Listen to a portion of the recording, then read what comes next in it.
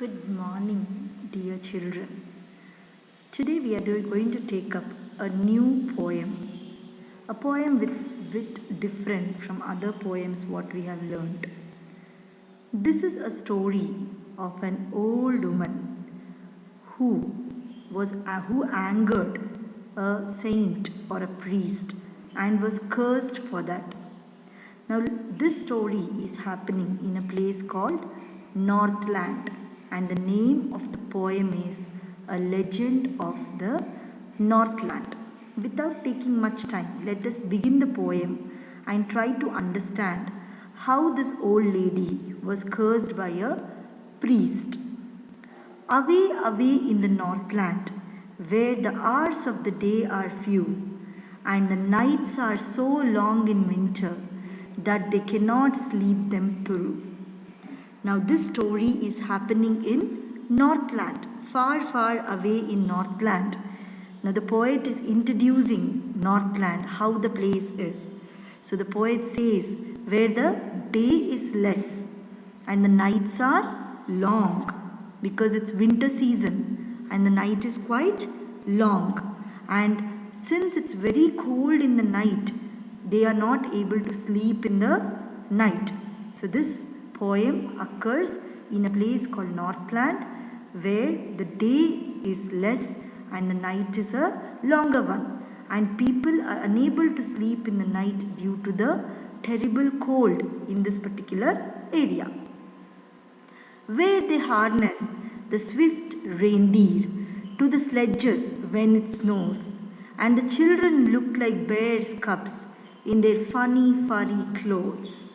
Now here they are again explaining about how this particular place looks. When they harness, what do you mean by the word harness? Harness means tie. When they tie the reindeer is a type of deer which is found in this cold countries. So when they tie this reindeer to the sledges, so when it snows.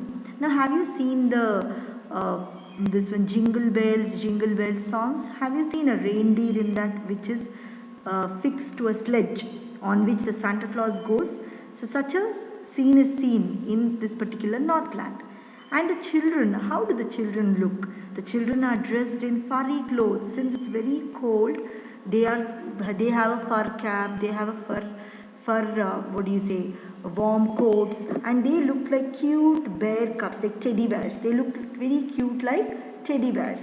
So this is what is about Northland.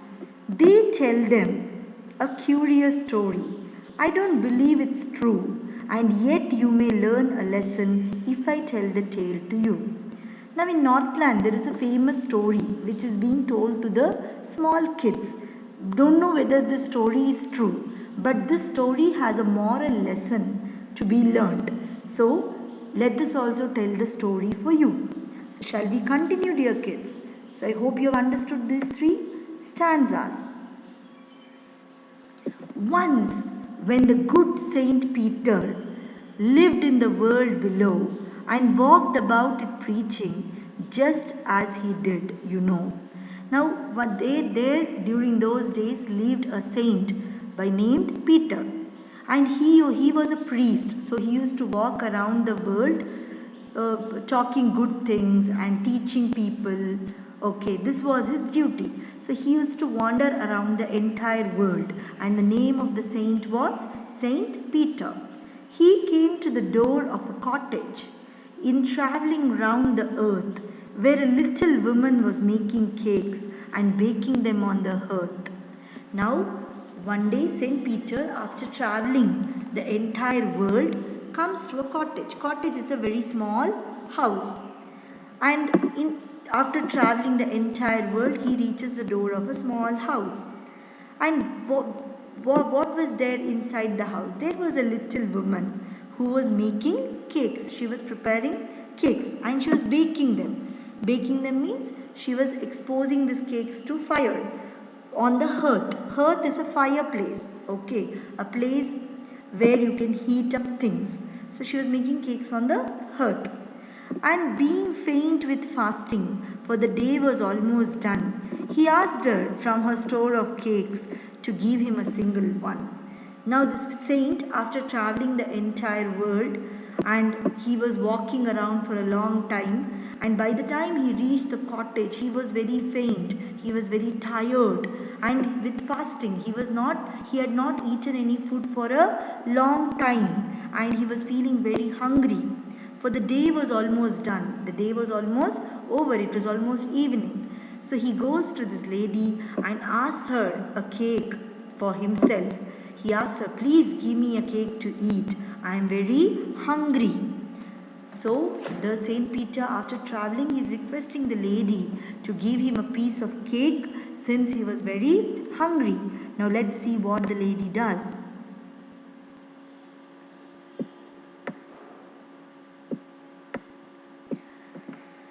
So she made a very little cake, but as it baking lay, she looked at it and thought it seemed too large to give away. Now this lady, after hearing to this man, to the Saint Peter, she started baking a small cake. And when she started baking it, when she started looking at the cake, she felt that this cake was too big to be given to Saint Peter. Therefore, she needed another and still a smaller one. But it looked, when she turned it over, as large as the first had done. Now, thinking that the first cake what she baked was very big to be given to Saint Peter, she started preparing a dough again to bake a smaller cake than that. So then once she had finished baking it, she felt that it was as big as the first one. Then she took a tiny scrap of dough and rolled it flat and baked it thin as a wafer, but she couldn't part with that. Then she takes a very small piece of dough, a tiny scrap of dough, dough meaning the batter used to prepare the cakes. And she takes a very small part of it and she just rolls it very thin and as thin as a wafer. Have you eaten the wafers, children? It is so thin and crispy. So she makes the cake as thin as a wafer. And then she thinks, oh, this is also too big. For she said, my cakes that seem too small when I eat of them myself are yet too large to give away. So she put them on the shelf. Now, the lady, once she prepares the third cake like a wafer, she thinks, when I prepare cakes, it seems very small for myself. But when I am thinking of giving it to somebody else, it looks very big to be given away to somebody. So she thinks about it and puts it back on the shelf.